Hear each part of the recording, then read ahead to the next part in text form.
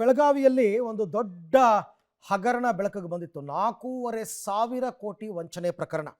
ಶಿವಾನಂದ ನೀಲಣ್ಣವರ್ ಅಂತಕ್ಕಂಥ ವ್ಯಕ್ತಿ 4,500 ಕೋಟಿ ವಂಚನೆ ಪ್ರಕರಣ ಈಗ ದಿನಕ್ಕೊಂದು ತಿರುವನ್ನು ಪಡ್ಕೋತಾ ಇದೆ.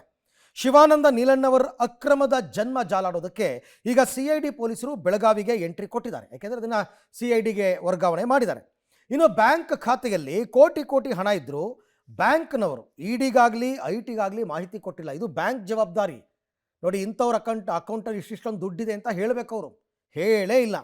ಇಷ್ಟು ದೊಡ್ಡ ವ್ಯವಹಾರ ಬ್ಯಾಂಕ್ ಮೂಲಕ ನಡೆದರೂ ಬ್ಯಾಂಕ್ ಅಧಿಕಾರಿಗಳು ಸುಮ್ಮನೆ ಇರ್ತಕ್ಕಂಥದ್ದು ಈಗ ಸಾಕಷ್ಟು ಅನುಮಾನಗಳಿಗೆ ಎಡೆ ಮಾಡಿಕೊಟ್ಟಿದ್ದಾರೆ. ಅಂದರೆ ಈ ಅವ್ಯವಹಾರದಲ್ಲಿ ಬ್ಯಾಂಕ್ನವರು ಕೂಡ ಶಾಮೀಲಾಗಿದ್ದಾರಾ ಅಂತಕ್ಕಂಥದ್ದು. CID ತನಿಖೆಯಲ್ಲಿ ಬ್ಯಾಂಕ್ನವರ ಕಳ್ಳಾಟ ಬಯಲಾಗುತ್ತಾ, ಏನೇನು ಮಾಹಿತಿಯನ್ನು ಕಲೆ ಹಾಕಿದ್ದಾರೆ ಎಲ್ಲವನ್ನ ನೋಡೋಣ ಬನ್ನಿ. ಬೆಳಗಾವಿಯಲ್ಲಿ 4,500 ಕೋಟಿ ವಂಚನೆ ಪ್ರಕರಣ ತನಿಖೆಯ ಅಖಾಡಕ್ಕಿಳಿದ CID DIG ಗುಳೇದ್. ಶಿವಾನಂದ್ ವಶಕ್ಕೆ ಪಡೆಯಲು ನಾಳೆ ಕೋರ್ಟ್ಗೆ ಅರ್ಜಿ. ಹೌದು, 4,500 ಕೋಟಿ ವಂಚನೆ ಪ್ರಕರಣದ ಆರೋಪಿ ಶಿವಾನಂದ ನೀಲಣ್ಣವರ್ ಅಕ್ರಮದ ಜನ್ಮ ಜಾಲಾಡಲು ತನಿಖೆಯ ಅಖಾಡಕ್ಕೆ CID DIG ಡಾಕ್ಟರ್ ಭೀಮಾಶಂಕರ ಗುಳೇದ್ ಇಳಿದಿದ್ದಾರೆ.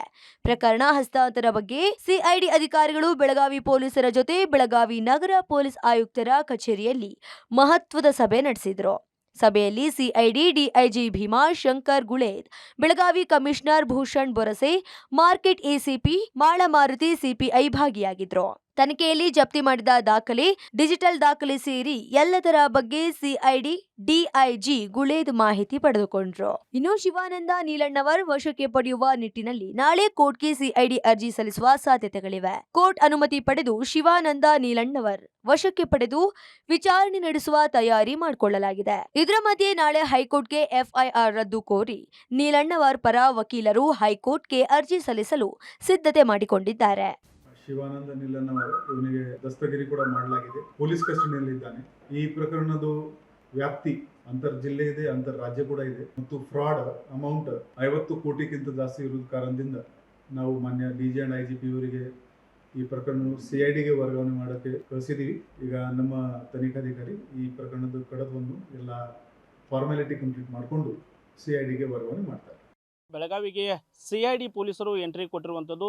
ಪ್ರಮುಖವಾಗಿ CID DIG ಭೀಮಾಶಂಕರ್ ಗುಳೇದ್ ನೇತೃತ್ವದ ತಂಡ ಬೆಳಗಾವಿಗೆ ಆಗಮಿಸಿ ಬೆಳಗಾವಿ ಕಮಿಷನರ್ ಜೊತೆಗೆ ಮಹತ್ವದ ಸಭೆ ನಡೆಸಿದೆ. ಏನು ಡಿಜಿಟಲ್ ಸಾಕ್ಷ್ಯ ಸೇರಿದಂತೆ ಎಲ್ಲ ದಾಖಲೆಗಳನ್ನು ತಮ್ಮ ಸುಪರ್ದಿಗೆ ಪಡೆದುಕೊಂಡಿದೆ. ನಾಳೆ ಅಷ್ಟೇ ಶಿವಾನಂದ್ ನೀಲಣ್ಣವರವರನ್ನು ಏನು CID ಪೊಲೀಸರು ನ್ಯಾಯಾಲಯದ ಅನುಮತಿ ಮೇರೆಗೆ ವಶಕ್ಕೆ ಪಡೆಯುವ ಎಲ್ಲ ಸಾಧ್ಯತೆಗಳಿದ್ದಾವೆ. ಇದರ ಮಧ್ಯೆ ಶಿವಾನಂದ್ ನೀಲಣ್ಣವರವರು ಕೂಡ ತನ್ನ ಮೇಲೆ ಹಾಕಿರುವ ಎಲ್ಲ FIRಗಳನ್ನು ರದ್ದು ಮಾಡಬೇಕೆಂದು ಹೇಳಿ ತಮ್ಮ ವಕೀಲರನ್ನು ಸಂಪರ್ಕ ಮಾಡಿರುವಂಥದ್ದು. ಹೀಗಾಗಿ ಶಿವಾನಂದ್ ನೀಲಣ್ಣವರ ಪರ ಅವರ ವಕೀಲರು ಕೂಡ ನಾಳೆ ಹೈಕೋರ್ಟ್ಗೆ FIR ರದ್ದು ಮಾಡುವಂತೆ ಅರ್ಜಿ ಸಲ್ಲಿಸಲು ಎಲ್ಲ ಸಿದ್ಧತೆಗಳನ್ನ ಮಾಡಿಕೊಂಡಿರುವಂತದ್ದು. ಆನ್ಲೈನ್ ಅಲ್ಲೇ 2,500 ಕೋಟಿಗೂ ಅಧಿಕ ಹೂಡಿಕೆ. ಭಾರಿ ಹೂಡಿಕೆಯಾದ್ರೂ ಬ್ಯಾಂಕ್ನವರು ಗಪ್ಚುಪ್. CID ತನಿಖೆಯಲ್ಲಿ ಬಯಲಾಗುತ್ತಾ ಬ್ಯಾಂಕ್ನವರ ಕಳ್ಳಾಟ.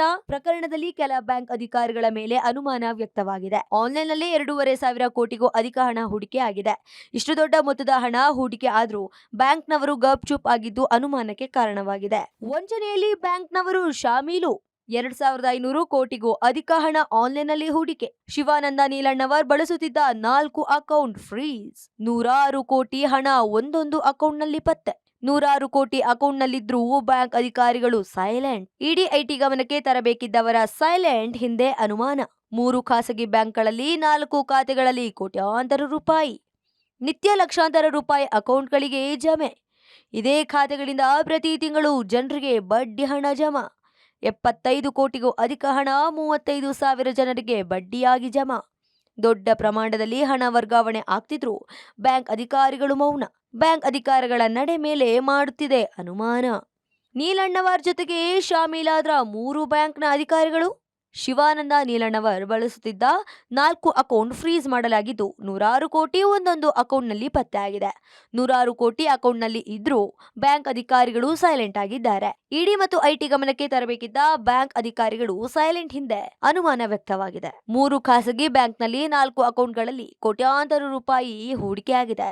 ನಿತ್ಯ ಲಕ್ಷಾಂತರ ರೂಪಾಯಿ ಅಕೌಂಟ್ಗಳಿಗೆ ಜಮಾ ಆಗುತ್ತಿದ್ದು ಇದೇ ಖಾತೆಗಳಿಂದ ತಿಂಗಳಿಗೆ 75 ಕೋಟಿಗೂ ಅಧಿಕ ಹಣ 35,000 ಜನರಿಗೆ ಬಡ್ಡಿ ಜಮಾ ಆಗ್ತಿತ್ತು.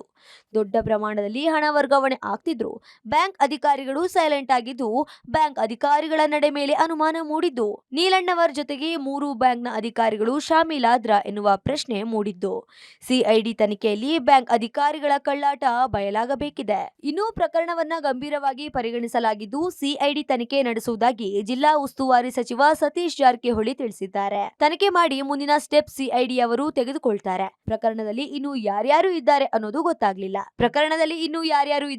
ಗೊತ್ತಾಗಲಿದೆ. ಇಷ್ಟು ದೊಡ್ಡ ಹಗರಣ ಆಗಿದೆ. ಇದು ರಾಜಕೀಯ ಪ್ರೇರಿತ ಅನ್ನೋದು ಸರಿಯಲ್ಲ. ಅವರು ಮಾಡುವ ಭಾಷಣ ನೋಡಿ ಹೀಗಾಯ್ತು. ಯಾವುದೇ ಅನುಮತಿಯಲ್ಲದೆ ಅವ್ರು ಟ್ರಾನ್ಸಾಕ್ಷನ್ ಮಾಡಿದಾರಂತ ಇದೆ. ಅದು ಮೋರ್ ದೆನ್ 5 crore ಇದ್ರೆ ನ್ಯಾಚುರಲ್ ಆಗಿ ಅದು ಸಿಐಡಿಗೆ ವರ್ಗಾವಣೆ ಆಗಿದೆ. 5 crores ಸಿಐಡಿ ಅವರು ತನಿಖೆ ಮಾಡಿ ಅದರಲ್ಲಿ ಏನೇನು ಲೋಪದೋಷ ಇದೆ, ಯಾವ ಪರ್ಮಿಷನ್ ಇದೆ, ಯಾವ್ದು ಇಲ್ಲ, ಅಷ್ಟೆಲ್ಲ ಹೇಳಿದಂಗೆ ಅಷ್ಟು ಸಾವಿರಾರು ಕೋಟಿ ಇದೆ ಅದರಲ್ಲಿ. ಇದೆಲ್ಲ ತನಿಖೆ ಮಾಡ್ಲಿಕ್ಕೆ ಒಂದೇ ದಿವಸದಲ್ಲಿ ಆಗೋಲ್ಲ. ಸೊ ತನಿಖೆ ಮಾಡಿ ಮುಂದಿನ ಸ್ಟೆಪ್ ತಗೋತಾರೆ. ಸಿಐಡಿ ಅವರು ತನಿಖೆ ಆದಾಗ ಅಲ್ಲಿ ಯಾರ ಹೆಸರಿದೆ, ಯಾರು ಅವ್ರಿಗೆ ದುಡ್ಡು ಇಟ್ಟಿದ್ದಾರೆ, ಅವಾಗ ಪ್ರಾರಂಭ ಆಗುದ್ರಿ. ಇಷ್ಟೆಲ್ಲ ದೊಡ್ಡ ಹಗರಣ ಆಗಿದೆ. ಅದ್ರಲ್ಲಿ ರಾಜಕೀಯ ಪ್ರಶ್ನೆ ಇರಲ್ಲ. ಅವ್ನು ಮಾಡುವಂಥ ಭಾಷೆನ ರಾಜಕೀಯ ವ್ಯಕ್ತಿಗಳಿಗೆ ಥ್ರೆಟ್ ಕೊಡುವಂತ ಮಾತಾಡೋದಂದ್ರೆ ಇದು ಉದ್ಭವ ಆಯಿತು.